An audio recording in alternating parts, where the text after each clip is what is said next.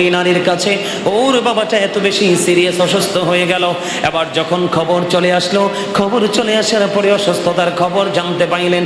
এবার ওই বিবি একটা ডাক দিয়ে বললেন, আমার স্বামী তো আমাকে নিষেধ করে গেছে, এখন আমি কি করব? রসুলের কাছে খবর জানতে চাইলেন, ইয়া রাসূলুল্লাহ, আমার স্বামী আমাকে নিষেধ করে গেছে, বাবাও অসুস্থ, অনেক বেশি দুর্বল হয়ে পড়েছে, বাবাকে দেখতে যেতে হবে।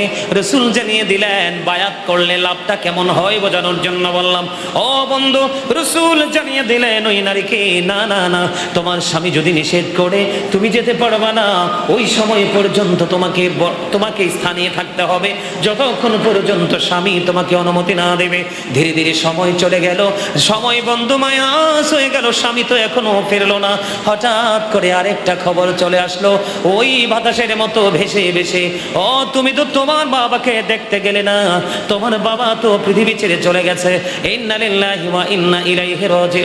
কেমন নারী ছিলেন!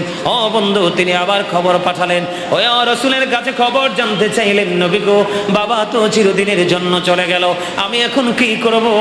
সেই যে চলে গেল আমার স্বামী, আর তো এলো না ফিরে, আমি এখন কি করব? রাসূল বললেন, তোমার স্বামীর অনুমতি ছাড়া তুমি যেতে পারবা না। একটা দুইবার দূর সংবাদ শুনলো। ও বন্ধু, এই যুগের মেয়েরা হলে দুনিয়ার কোন মানুষের কথাই তারা শুনতো না। বাবার অসুস্থতা, মৃত্যু তো থাক দূরে, বাবার অসুস্থতার খবর শুনে পাগলিনীর মতো ছড়ে যেত। ধীরে ধীরে ধীরে ধীরে কি হয়ে গেল, ওই নারীর কাছে খবর পাঠিয়ে দিল, না না না, তোমার তো যাওয়া উচিত হবে না, কারণ স্বামী তোমাকে নিষেধ করে গেছে। এই কথাটা কেন বললাম? রসুল জানিয়ে দিয়েছেন, আল মারওয়াতু ইযা সাল্লাত খামসাহা ওয়া সামাত শাহরাহা ওয়া আহসানাত ফারজাহা ওয়া তাওয়াত বা'দাহা ফালতাদখুল মিন আইয়াবিল জান্নাতি শাআত। যে স্ত্রী লোক 5 ওয়াক্ত নামাজ পড়বে, লজ্জাস্থানের হেফাজত করবে, রমজান মাসে রোজাগুলো রাখবে, স্বামীর কথা মেনে চলবে, ওই নারীর জন্য ওই কাল হাসুরের দিন 8টা জান্নাতের দরজাই খোলা থাকবে, সে যেটা দিয়ে মন চায় সেটা দিয়ে প্রবেশ করতে পারবে।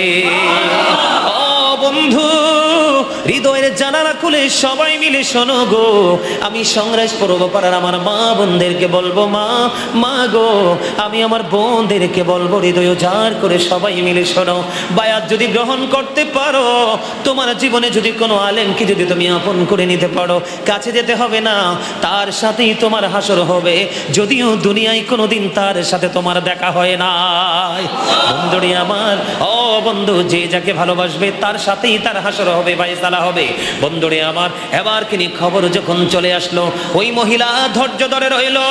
ও বন্ধু, বাবার তো জানাজা হয়ে গেল, দফন হয়ে গেল, ওই গভীর রজনীতে ওই প্রাণের নবীজির কাছে খবর চলে আসলো। একদিকে সে স্বামীর কথা মেনেছে, শরীয়তের হুকুম পালন করেছে, আর একদিকে রাসূল যে ইনস্ট্রাকশন দিয়েছে সেটাকেও সে অ্যাকসেপ্টেবল বলে গ্রহণ করেছে। ওই মেয়েটাই আইন শুধু মানার জন্য আল্লাহ রাব্বুল আলামিন তার বাবার কবরটাকে জান্নাত বানিয়ে দিয়েছে। জোরে জোরে বলেন না সুবহানাল্লাহ, আরো জোরে বলেন না সুবহানাল্লাহ। সুবহানাল্লাহ আলহামদুলিল্লাহ লা ইলাহা ইল্লাল্লাহ, সুবহানাল্লাহ আলহামদুলিল্লাহ লা ইলাহা ইল্লাল্লাহ, লা ইলাহা ইল্লাল্লাহ, লা ইলাহা ইল্লাল্লাহ। নবী আমরি নূরের পুতুল, জগত করুণিন ও জালা, রোজ হাসরে করবেন তিনি উম্মতের ফায়সালা। সুবহানাল্লাহ আলহামদুলিল্লাহ লা ইলাহা ইল্লাল্লাহ, লা ইলাহা ইল্লাল্লাহ, লা ইলাহা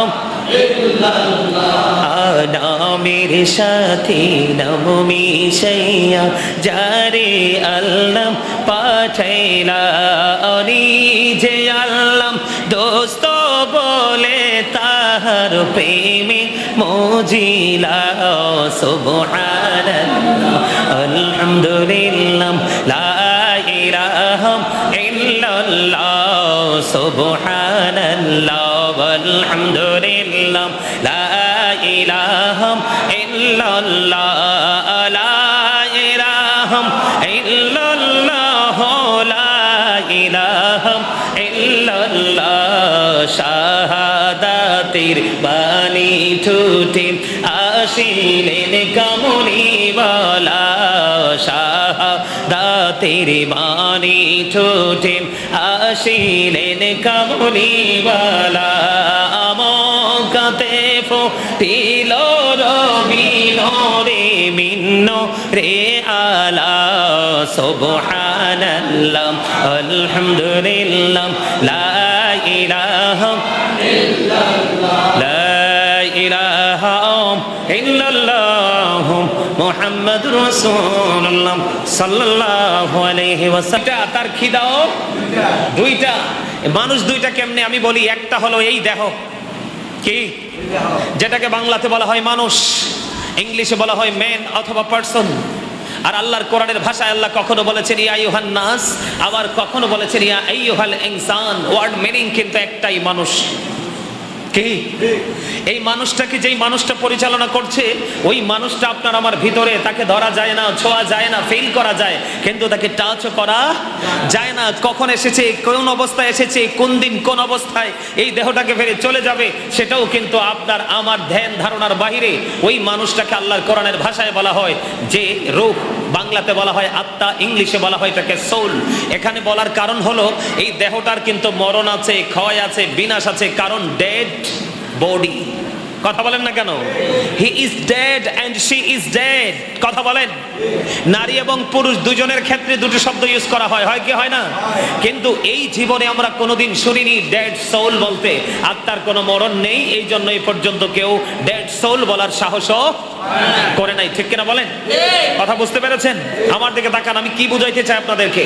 সম্মানিত উপস্থিতি, এই যে আজকের এই জান্নাতের বাগানটা, এই জান্নাতের বাগানটাতে আমাদের আসার বসার মানে হলো আমরা আখেরাতের জন্য কিছু জোগাড় করা, তাই না? যেটা বলতে চেয়েছি, দুইটা মানুষ, দুইটা খিদা। এই দুনিয়ার খিদা লাগে যখন মানুষ যেটা পায় সেটাই খায়। কথা বলেন। দুনিয়ার পেটের যখন খিদা লাগে মানুষ যেটা পায় সেটা খায়। ভাত বলেন, খিচুড়ি বলেন, বিরিয়ানি বলেন, চা কফি, যা ইচ্ছা তা মানুষ খেয়ে যখন খায় তখন তার দেহের প্রশান্তি আসে। কিসের প্রশান্তি আসে? কিন্তু মানুষ তো দুইটা, ভেতর আরেকটা মানুষ আছে। ওই মানুষটার যখন খিদা লাগে, ওই মানুষটা কিন্তু চা কফি ভাত বিরিয়ানি কিছুই খায় না। সে খায় কি? কথা বলেন। সে কি খায়? ইবাদত। সুবহানাল্লাহ বলেন। বলে হুজুর ইবাদত কি খাওয়ার জিনিস? না, কারণ খাবার খাইলে প্রশান্তি আসে, আর মুমিন ইবাদত করলে তার আত্মায় প্রশান্তি আসে। সুবহানাল্লাহ বলেন।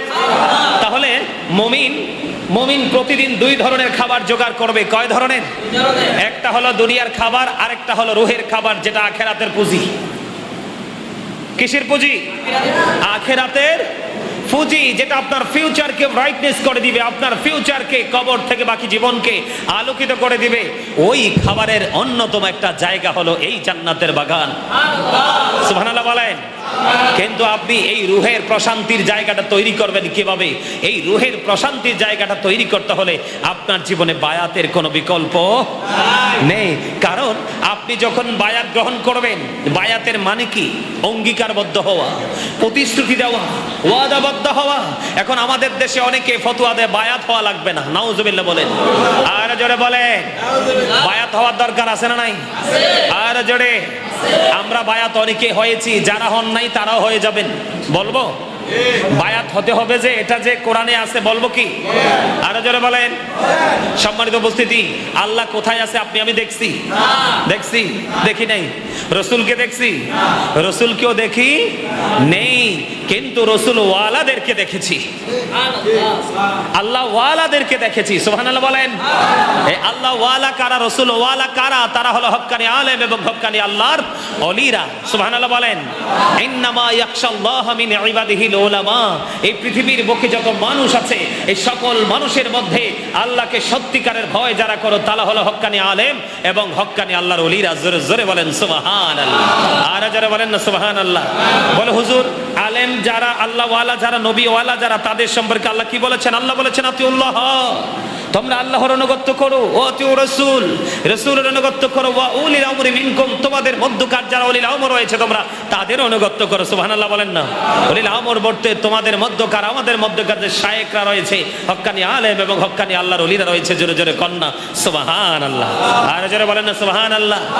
সম্মানিত উপস্থিতি, বায়াত তো এখনকার শুরু হয় নাই, বায়াত তো আপনি আমি এই পৃথিবীতে আসার আগেই আমরা বায়াত হয়ে গেছি অলরেডি। সুবহানাল্লাহ বলবেন না। বায়াত কিন্তু আমরা এখানে হইনি, এটা তো যুগের পর যুগ আমরা আল্লাহর ওয়ার্ডার পালন করছি।